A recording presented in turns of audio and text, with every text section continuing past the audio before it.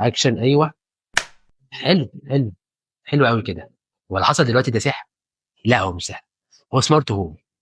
طب ما تيجي نفهم السمارت هوم. السمارت هوم ده نوع من انواع الاي تي. يعني ايه اي تي؟ انترنت اوف ثينجز. طب ايه الثينج ده؟ ده جهاز توصل بالكهرباء، وصلته بالانترنت، فبقى سمارت. اقدر اتحكم فيه عن بعد، ب... بحاجات صوتيه، من الموبايل، ايا كان. واحد يجي يسالني يعني انا كده خلاص بقى عندي سمارت هوم؟ اقول لك لا، انت تقريبا بقى عندك الهاردوير بتاع الاي دي سيستم. طب ناقصك ايه؟ ناقصك سنسورز واكتويترز. سنسورز بتجمع بيانات، والاكتويترز بتاخد اكشنز. زي مثلا سنسور سمع صوت السقفه، فالاكتويتر قام فتح النور او طفاه، ايا كان.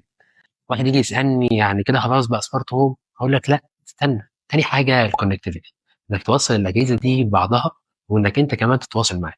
وده باستخدام تقنيات كتير مختلفه زي الواي فاي، وده اسرع، او بلوتوث للمسافات القريبه، او ال5 جي وال4 جي عشان تقدر تتحكم منه من اي مكان. واحد يجي بقى يقول لي ها بقى سمارت؟ اقول لك لسه اهم حاجه. كل اللي فات ده كان هاردوير، اللي جاي ده بقى السوفت وير. دي لعبتنا، تيجي نفهم سوفت وير الاي تي.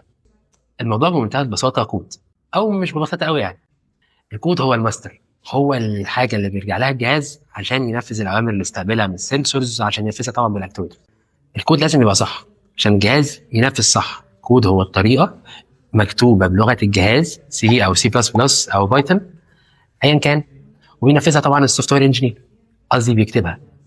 وعشان ما اطولش عليك، فاضل بقى ايه؟ داتا اناليتكس، ستورج، سكيورتي. يعني عايزين نحلل البيانات، نخزنها، نأمنها. اخوك انت ما تاخدش. ايوه سلام.